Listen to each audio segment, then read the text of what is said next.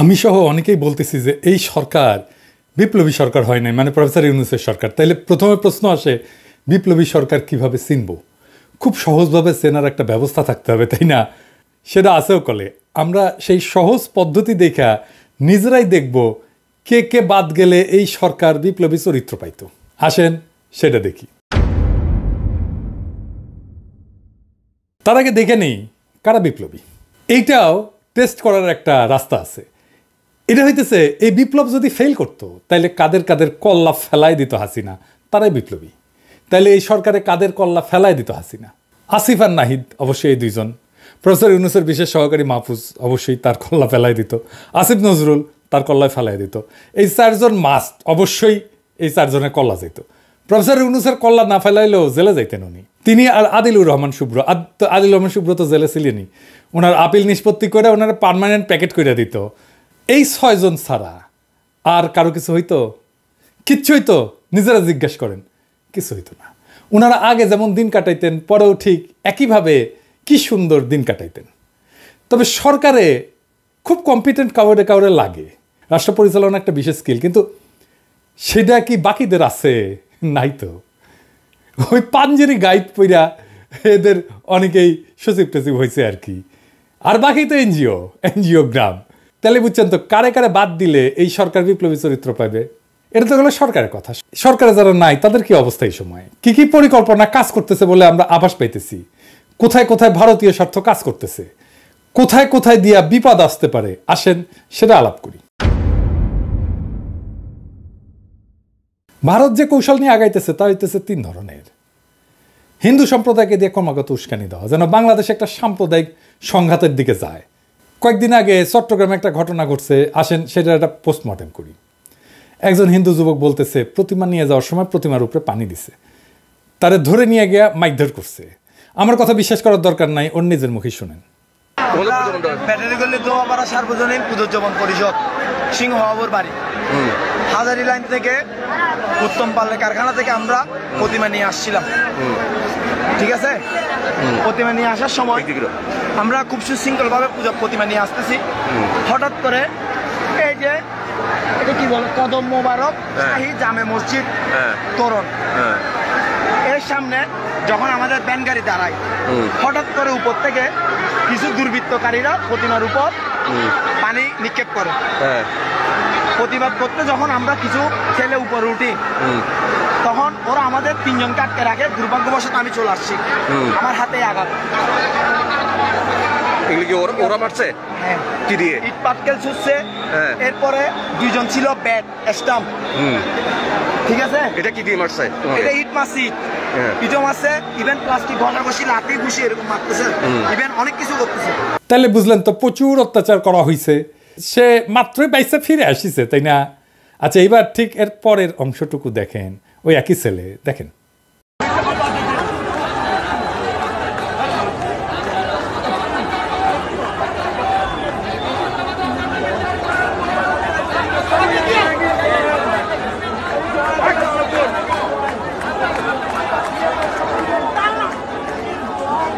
দেখেছেন ওর হাতে ছুরি, ওর পিছে ছুরি গুজে লেখা ছিল। ওই ছুরি কোত্থেকে আসলো?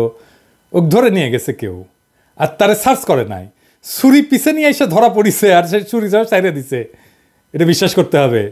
আরও তথ্য দিই, এই যে কদম মোবারক মসজিদ কমিটির প্রধান আওয়ামী লীগের নেতা আজম নাসির, এখানে এতিমখানা একটা নাম মাত্র, আর এটা চালায় ছাত্রলীগ।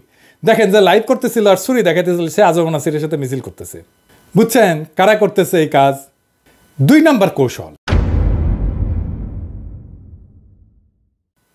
শিল্প এলাকায় আর গার্মেন্টসে অস্থিরতা করে দেশের অর্থনীতির হোগা মারার চেষ্টা করতেছে আওয়ামী লীগ। ওদের হাতে আছে টাকা, ওদের হাতে আছে অস্ত্র, সব কিছু কাজে লাগাইতেছে প্রফেসর ইউনূসের সরকারকে বেকায়দায় ফেলানোর জন্য। কেন আর কারা করতেছে? আসেন একটা বিপ্লবী বক্তব্য শুনি। আন্দোলনের মূল বিষয় হচ্ছে আপনাদের মালিকেরা আপনাদের টাকা দিচ্ছে না। প্রিয় ভাইয়ের আমার, বোনের আমার, আমি আপনাদের ভাই হিসেবে, একজন সাধারণ মানুষ হিসেবে আপনাদের একটা বুদ্ধি দিতে এসেছি যে মালিকেরা আপনাদের পরিশ্রমের টাকা দিচ্ছে না, আপনারা সেই মালিকদের, আপনারা যে মেশিন দিয়ে পোশাক সেলাই করেন সেই পোশাকের মেশিন ছিনিয়ে নেন এবং আপনারা রক্ত ঘাম দিয়ে যে পোশাক বানান সেই নিজেরা বিক্রি করুন, আপনারা নিজেরা বিক্রি করুন। এইভাবে রাস্তা আটকিয়ে আপনাদের লাভ হবে না। আপনারা গার্মেন্টসে যান, আপনারা এই দেশের সম্পদ। আমি একজন সাধারণ মানুষ হিসেবে বললাম, আপনারা ভেবে দেখবেন। ধন্যবাদ। শুনেছেন, এই বিপ্লবী বক্তার নাম ইশতিয়াক আহমেদ হৃদয়। এখন সে সাধারণ মানুষের পরিচয় দিচ্ছে না, সে আসলে নর্দার্ন ইউনিভার্সিটির ছাত্রলীগ নেতা। দেখেছেন সে কিভাবে গার্মেন্টস শ্রমিকদের লুটপাট করতে উস্কানি দিতেছে। আওয়ামী লীগ গার্মেন্টস সেক্টর অস্থির করতে নামিছে। তো গার্মেন্টসের ভাই বোনেরা, আপনারা তো জানেন যে হাসিনাই আপনাদের ন্যূনতম মজুরি নিশ্চিত করে নাই, আপনাদের উপর পুলিশ লেলাই দিছে, আপনাদের নেতাদের গুম করছে, খুন করছে। এখন নর্দার্ন ইউনিভার্সিটি থেকে আইসা আপনাদের উস্কানি দিচ্ছে আর আপনারা হাততালি দিতেছেন। কে আপনাদের সামনে এসে বক্তৃতা দিতেছে তারে না চিনলে হবে? পুলিশ আর আর্মিরা বলতেছি এই ইশতিয়াকরে প্যাকেট করতে হবে এখনই। একটারে প্যাকেট করবেন তো 1000 ঠান্ডা হয়ে যাবে, রুলারের মতো সোজা হয়ে যাবে। আর কি হইতেছে? 3 নাম্বার, বিএনপির নিয়ে ব্যাপক নেগেটিভ ক্যাম্পেইন হইতেছে। নানাভাবে বিএনপির নাম ভাঙায় চাঁদাবাজি দখল হইতেছে। যে দেখেন আওয়ামী লীগের লোক বিএনপি সাথে চাঁদাবাজি করতেছে। কেউ কেউ যে সত্যি সত্যি দখল করতেছে না তা না, আমি এটা একেবারে ক্লিনচিট দেবো না। বিএনপিকে করতেছে, অনেককে বিএনপি বহিষ্কার করছে। এইটা হইতেছে বিএনপি কিভাবে এই ইস্যুগুলোতে ডিল করতেছে শীর্ষ পর্যায় থেকে। কিন্তু এত ব্যাপকভাবে করা হইতেছে যে কৌশল ভালোই কাজে দিচ্ছে। বিএনপি এর মধ্যেই প্রশ্নবিদ্ধ হয়েছে, ব্যাপক সমালোচনার জন্ম দিচ্ছে এবং জনপ্রিয়তা হারাইতেছে বিএনপি। কিন্তু গতকাল ঘটছে বগুড়ার হিরো আলমের উপরে হামলা। হিরো আলম দাবি করছে তার উপরে বিএনপি হামলা করছে। হিরো আলম কি বিএনপির সবাই চেনে? আসেন ফুটেজ বিশ্লেষণ করি।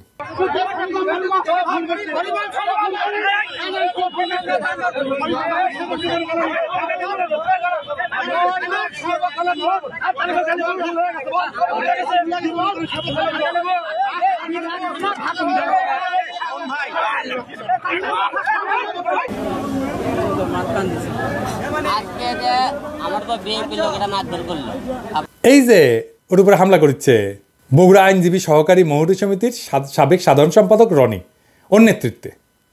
হিরো আলম মামলা কইরা ফেরার পথে ঘটনা ঘটছে। রনি কিন্তু আদালত পাড়ায় কোনো অপরিচিত মুখ না, সবাই বগুড়া চেনে। 2016 সাল থেকে সে আওয়ামী লীগের রাজনীতির সাথে জড়িত।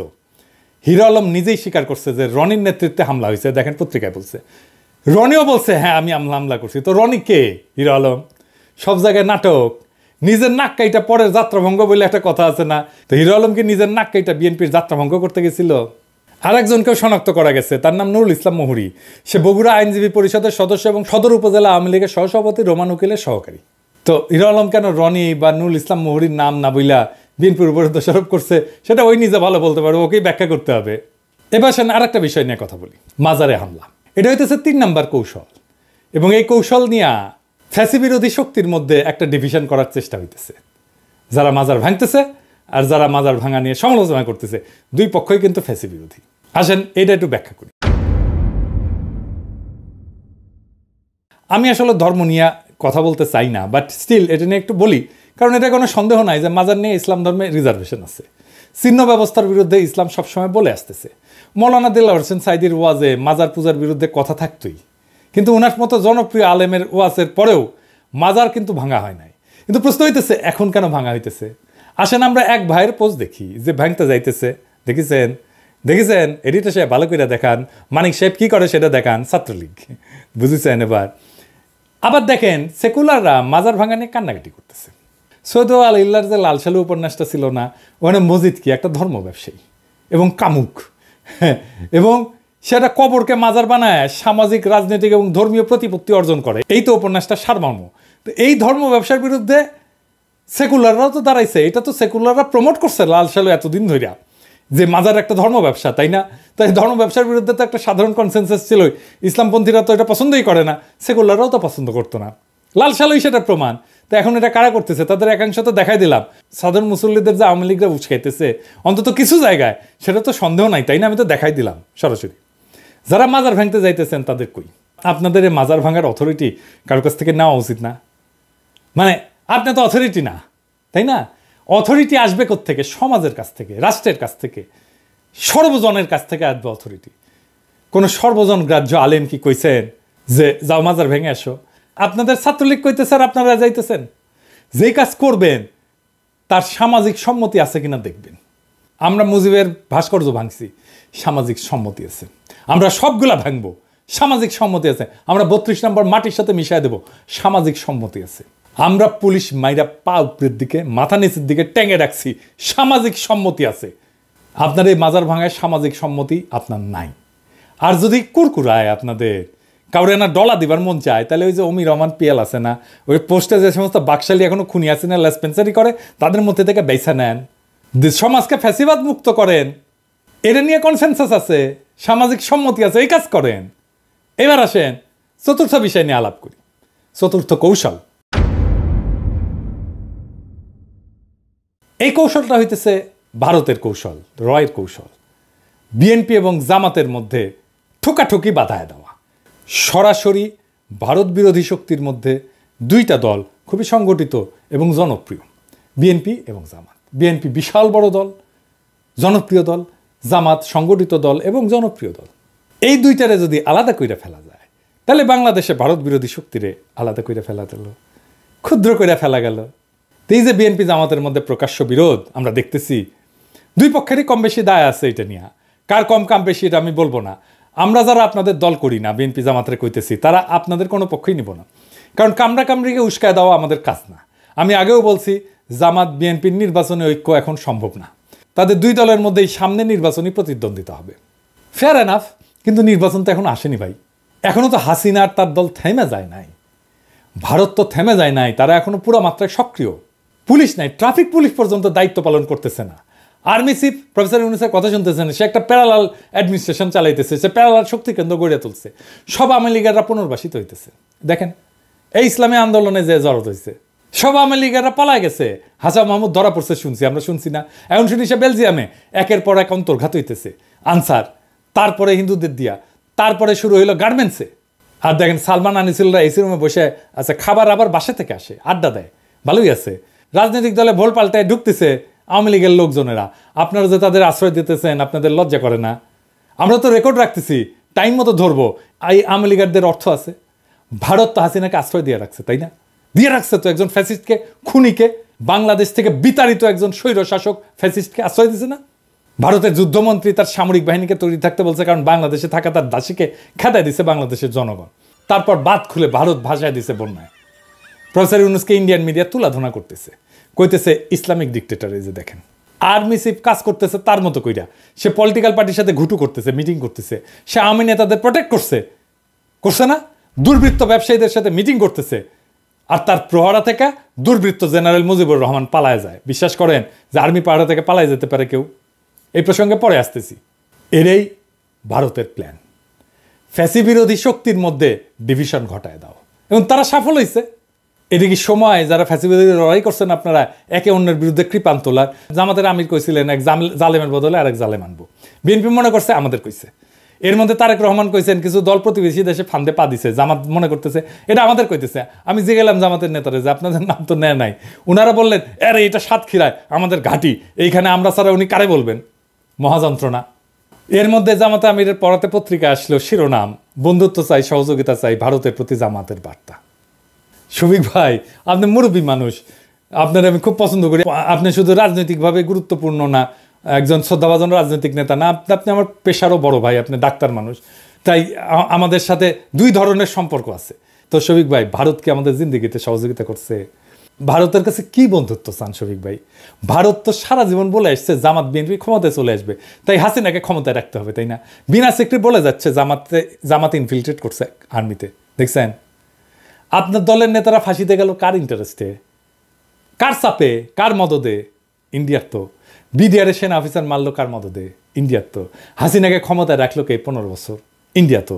এই জুলাই আগস্ট গণহত্যার দায় হাসিনার যতটুকু ততটুকু ভারতের না? তো আপনি যদি আপনারে এতবার মারবে ওরাই, আর আপনি এখন শ্রী চৈতন্যের মতো বলবেন মেয়ের হচ্ছে কলসিট কেনা, তাই বলে কি প্রেম দেবো না? এটা তো হইল না শফিক ভাই। এই কথা আমি পছন্দ করি নাই, এই কথা বাংলাদেশের মানুষ পছন্দ করে নাই, বাংলাদেশের জনগণ পছন্দ করে নাই। আপনি জেনারেলি বলেন আমরা দক্ষিণ এশিয়ার সকল দেশের সাথে সুসম্পর্ক চাই, ভারতের কথা কেন বলবেন? বিএনপি নেতারা আবার বলেন যে দাদা দেখেন কি বিশ্রীভাবে আমাদের পিছনে লাগছে জামাতের লোকেরা। আমি কইলাম আপনারা কিছু কইেন না, থামে যাবে, দাঁড়ান। আবার পরে এসে ওনারা বলেন দেখছেন থামে নাই। তো আমি কইলাম আমি হইতেছি নিধিরাম সর্দার, আমার কাছে কমপ্লেন করে লাভ আছে? তো যাই হোক, ভিডিওতে কইলাম এখন যদি থামে তাহলে ভালো। জামাতের নামে কি ছড়াইছে আমি এটা কয়ে দিই। জামাতের নামে ছড়াইছে যে ওনাদের আর্মি চিফ কিবা বুঝাইছে, তারপর থেকে জামাত বিএনপি লাগছে। সত্য মিথ্যা জানি না, কি ছড়াইছে আপনাদের বলে দিলাম, আপনারা সতর্ক থাকেন। আমার বলার কথা একটাই ভাই, বিএনপি জামাত দুইটা আলাদা দল, আমরা তো সবাই জানি। আপনাদের ডিফারেন্স আছে, আদর্শের ডিফারেন্স আছে, পদ্ধতির ডিফারেন্স আছে। আপনারা একটা ক্যাডার ভিত্তিক দল, বিএনপি একটা গণদল, নানা মতের লোক আছে, কিন্তু আপনারা এক মতের দল। কিন্তু আপনাদের তো কয়েকটা ঐক্য আছে, আপনাদের ডিফারেন্স তো আছে, কিন্তু আপনাদের কয়েকটা ঐক্য আছে, খুব গুরুত্বপূর্ণ জায়গায় ঐক্য আছে। আপনাদের বিভেদের জায়গা নিয়ে ঝগড়া না করে ঐক্যের জায়গা নিয়ে সামনে আগান। আপনাদের প্রতি আমার এটাই সাজেশন, বিনীত অনুরোধ আপনাদের কাছে। সেটা দেশের জন্য জরুরি। যদি মনে করেন যে এটা জনগণের পক্ষ থেকে রিকোয়েস্ট, তাহলে তাই। এটা আমাদের রিকোয়েস্ট আপনাদের দুই দলের কাছে। আমাদের লড়াই তো শেষ হয় নাই, আপনাদের ছাড়তেছি না আমরা এত তাড়াতাড়ি। আপনারা কি যথাযথভাবে সরকারের পাশে দাঁড়াইতে পারছেন? নিজেরাই প্রশ্ন করেন। আমি মাঝে মাঝে বলি যে আপনারা যে দরকার হলো প্রফেসর ইউনূসের সাথে মিটিং করেন, সময় নেন, উনি করবেন মিটিং। আপনারা চান, সময় চান, না দিলে আমারে বললেন যে দেয়নি উনি। আমি তো ওনারা চিনি। আপনারা মিটিং করতে চান, কথা বলতে চান, ওনারা কথা বলবেন। প্রফেসর ইউনূসের সরকার ফেল করলে আমরা কি কেউ বাঁচবো? আপনারা বাঁচবেন। আগে তো বিপ্লব রক্ষা করবেন। আপনারা তো এই সরকারকে লাইনে রাখার চেষ্টা করবেন এবং প্রোটেক্ট করবেন, মনে করায় দেবেন তাদের কর্তব্য কি। প্রফেসর ইউনূসের কথা শুনতেছে না সেনাপ্রধান, উনি ওনার মতো করে ক্ষমতা কেন্দ্র বানাইছেন। আপনারা যদি প্রফেসর ইউনূসের পাশে যে শক্তভাবে দাঁড়াইতেন, সেনাপ্রধান এই কাজ করার সাহস পায়? করেন নাই কেন এতদিন? আপনারা দাঁড়ান ওনার পাশে, ওনাকে, ওনার অথরিটিটাকে কমপ্লিট করেন। সেনাপ্রধান আপনার হাত জগন্নাথ হয়ে গেলে চলবে না। 18,000 লোক আহত হয়েছে, বইয়ের চেন বিক্রি করে চিকিৎসা চালাইতেছে লড়াইয়ের এক যোদ্ধা। আপনার তো এটা যে বলতে হবে প্রফেসর ইউনূসকে যে স্যার আপনি তো বলছেন যে সরকার দায়িত্ব নেবে, এই কি এর কেন চেন বিক্রি করতে হয়? এটা আপনারা যে বলবেন না, সামনাসামনি যে বলবেন। তো আমাদের প্রথম এবং একমাত্র কাজ হচ্ছে শহীদদের আর আহতদের তালিকা করা, আহতদের সুচিকিৎসার ব্যবস্থা করা। আমরা টেরিবলি ফেল করছি এই কাজ করতে। 1 মাস কিন্তু অনেক সময় আমরা এই কাজ করতে পারি নাই। মিডিয়া দায়িত্ব পালন করতে পারতো, সেটাও করে নাই। আহতদের সুচিকিৎসা না হইলে আমি প্রফেসর ইউনূসকে দায়ী করে যাব সব সময়। প্রফেসর ইউনূস ক্ষমতা ছেড়ে দিলেও আমি দায়ী করে যাব। আমি নিহতদের তালিকা না হইলে প্রফেসর ইউনূসকে দায়ী করে যাব। শুধু আমি না, ইতিহাস দায়ী করবে প্রফেসর ইউনূসকে। আমি এটা প্রফেসর ইউনূসকে মনে করাই দিতে চাই। আপনাকে কিন্তু স্যার দায়ী করবে ইতিহাস, কারণ আপনার হাতে রাষ্ট্র ক্ষমতা ছিল। এইবার আসেন 5 নাম্বার প্রসঙ্গে, সেটা হইতেছে আর্মির আপনার হাত জগন্নাথ হয়ে যাওয়া, বিশেষ করে আর্মি চিফের। গুম খুন দুর্নীতিতে দুর্বিনীত লেফটেন্যান্ট জেনারেল মুজিবুর রহমান প্রবাদ তুল্য কুখ্যাতি অর্জন করিয়া সশস্ত্র বাহিনীর সম্মানিত পেশাকে কলঙ্কিত করছেন এবং আসমানের অতলে ডুবাইছেন আর্মি অফিসারদের মর্যাদাকে।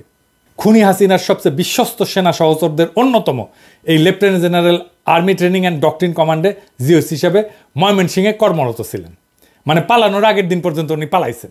পিছনে ফিরে যদি দেখেন, আওয়ামী ফ্যাসিস্ট দুঃশাসনের গত 15 বছরের সেনাবাহিনীর কোয়ার্টার মাস্টার জেনারেল একটা ইম্পর্টেন্ট পজিশন, দীর্ঘদিন স্পেশাল সিকিউরিটি ফোর্সের মহাপরিচালক আরেকটি ইম্পর্টেন্ট পজিশন, সামরিক নিরাপত্তার কৌশলগত বিবেচনায় ঢাকা ক্যান্টনমেন্টের সবচেয়ে গুরুত্বপূর্ণ পদ 46 ইন্ডিপেন্ডেন্ট ব্রিগেডের কমান্ডার আরেকটা গুরুত্বপূর্ণ জায়গা, র্যাবের গোয়েন্দা শাখার পরিচালক আরেকটা গুরুত্বপূর্ণ জায়গা, নবগঠিত বিজিবির পরিচালকের মতো সবসময় গুরুত্বপূর্ণ পদসমূহে বিশ্বস্ততার সাথে হাসিনার দায়িত্ব পালন করে গেছে। লেফটেন্যান্ট জেনারেল মুজিবুর রহমান দাবি করছেন তিনি নাকি হারাই গেছেন বা নিখোঁজ হয়েছেন অথবা গুমও হয়ে থাকতে পারেন। মানে দেখেন, সে পালাইছে আর দায় দিতেছে যে গুম হয়েছে। চিন্তা করছেন? নিজে ভিকটিম সাজতেছে। বাংলাদেশের সমগ্র বাহিনীর ভেতরে সক্রিয় ইন্ডিয়ান গোয়েন্দাদের সহযোগিতায় গত বৃহস্পতিবার উনি পালাই গেছেন। প্রধান উপদেষ্টা মোহাম্মদ ইউনূসকে কিছু না জানায় ওয়াকারুজ্জামান ঢাকায় এনে সেনানিবাসে জেনারেল সাহেবদের জন্য বানানো 5 তারকা মানের গেস্ট হাউসে রাখছিলেন। ওয়াকার সাহেব, আপনি এটা পারেন না। প্রফেসর ইউনূসের অনুমতি ছাড়া আপনি তাকে আনতে পারেন না, রাখতেও পারেন না। বর্তমান দায়িত্বরত সেনাবাহিনীর শীর্ষ 10 জেনারেলের মধ্যে 15 বছরে একে অপরের ঘনিষ্ঠ সহযোগিতা হিসেবে কর্মরত আছেন। এই 10 জেনারেলের উপরে আমি একটা এপিসোড করেছি, সব হিসাব আমি কয়ে দেবো সবাইরে, যারা সকলেই নানা অপরাধ কর্মের সাথী এবং বান্ধব, এবং এই গ্রুপটা নিবিড়ভাবে রয়ের এদেশীয় অনুচর হিসেবে কাজ করে। এবং এই 10 জনকে আমি এক্সপোজ করে দেব। ওয়াকার সাহেব, আমি কাজ করে ফেলছি, আপনারে আমি শেষ ওয়ার্নিং দিতেছি, আপনি যদি ঠিক না হন এই 10 জনকে আমি খুঁটিনাটি সব কিছু এক্সপোজ করে দেব। প্রফেসর ইউনূসের তরফ থেকে কোনো প্রতিক্রিয়া দেখছেন? উনি বুঝতেই পারতেছেন না যে ওনার অথরিটিকে কীভাবে স্ট্যাবলিশ করতে হয়। এই পলানোর জন্য সেনাপ্রধানকে কোনো জবাবদিহি করতে হয়েছে হয় নাই। আমি ওয়াকার সাহেবকে বলি, আপনি ওই চেয়ারে আছেন, এই জন্যই আপনার দাম। চেয়ার থাকলে আপনার ফুটা পয়সা দাম থাকবে না। সাবেক জেনারেলদের দেখেন, আপনি যে কাজগুলো করতেছেন সেটা জাস্টিফাই করবেন কিভাবে? আপনারা তো ধৈর্য এনে বিচার করবে বাংলাদেশের জনগণ। আপনারা আমি একটা পরামর্শ দিই, ভদ্রভাবেই দিই। আমি আর পরামর্শ দিব না আপনারে, আপনার চেইন অফ কমান্ড মানেন। প্রফেসর ইউনূসের কমান্ডে অনুগত হন, ওনারে না জানায় কোনো কাজ করবেন না, মেহরবানি কইরা। যেটা আপনি প্রোটোকল অনুযায়ী করতে পারেন না সেটা কইরেন না। আপনি প্রফেসর ইউনূসের প্যারালাল কমান্ড বানানোর চেষ্টা করবেন না, ক্ষমতার দ্বিতীয় কেন্দ্র বানানোর চেষ্টা করবেন না। আপনি যদি এটা করেন, আপনারা ছাড়ব না। ওয়াকার সাহেব, আপনি আমাদের চেনেন নাই, আপনি কিন্তু সরি করার টাইম পাইবেন না। ক্ষমতার দ্বিতীয় কেন্দ্র, রাষ্ট্রকে রক্ষা করা যদি আপনার উদ্দেশ্য হয়, আসেন একসাথে কাজ করি। বাংলাদেশের সব মানুষ আপনাকে সাপোর্ট করবে, আমি নিশ্চিত করব বাংলাদেশে সব মানুষ যেন আপনাকে সাপোর্ট করে।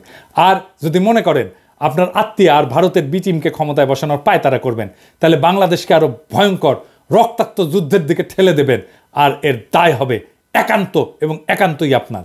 আশা করি আপনার শুভবুদ্ধির উদয় হবে। ইনকিলাব জিন্দাবাদ।